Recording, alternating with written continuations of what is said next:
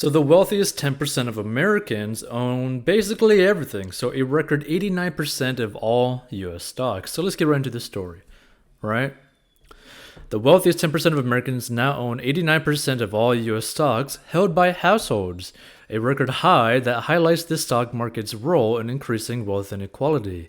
And the saddest part about this is that they still have not found a cure on how to stop a husky from being a big baby. Which, by the way, if you hear that weird whine noise, that is a husky sitting in a corner being a big baby.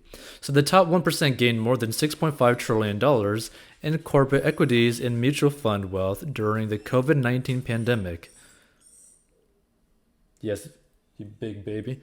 While the bottom 90% added $1.2 trillion, according to the latest data from the Federal Reserve. The share of corporate equities and mutual funds owned by the top 10% reached the record high in the second quarter, while the bottom 90% of Americans held about 11%. No. Of individually held stocks, down from 12% before the pandemic. I swear, like, huskies are like little demons. The stock market, which has nearly doubled since the March 2020 drop and is up nearly 40% since January 2020, was the main source of wealth creation in America during the pandemic, as well as the main driver of inequality.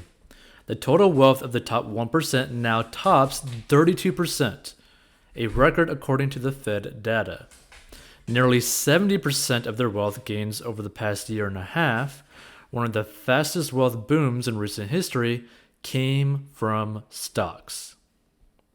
So the top 1% own a lot of stock, the rest of us own a little, says Stephen Rosenthal, Senior Fellow, Urban Brookings Tax Policy Center.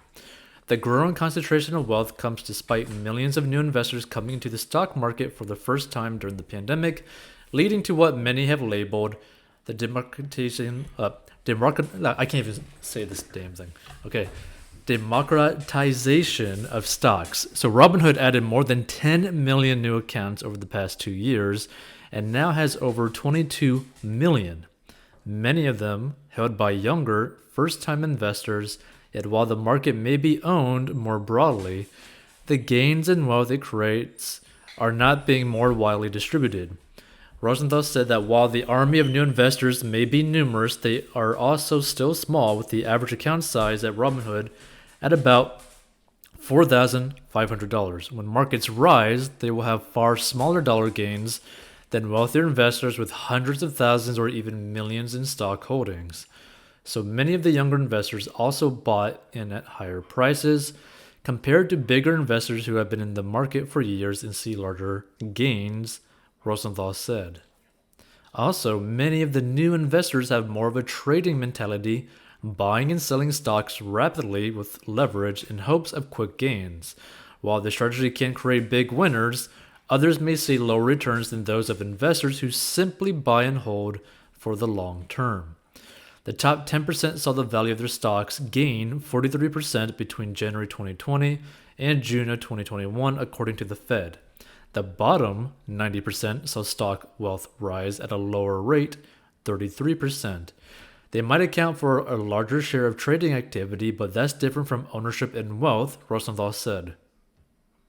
And the thing is, I would agree, right? And the thing is, people need to understand a lot of these people that own 89% of all the US stocks, right?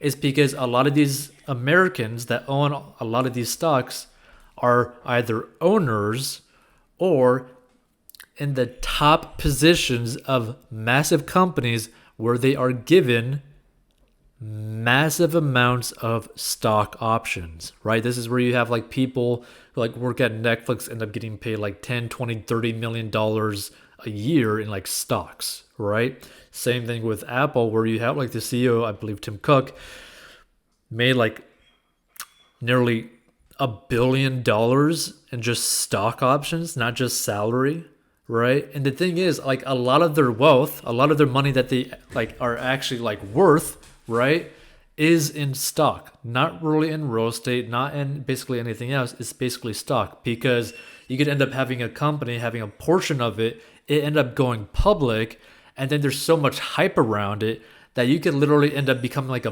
billionaire from a company that's like basically brand new, especially with the rise of the things called SPACs, which is something that basically allowed like an 18-year-old that didn't even have a product, okay? Did not even have a product, and it's like a LiDAR company.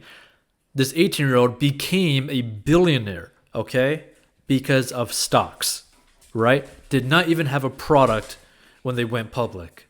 So that's the thing to really understand, right? And this is the same thing when it comes to like increasing the taxes on the wealthy and all that kind of stuff, right?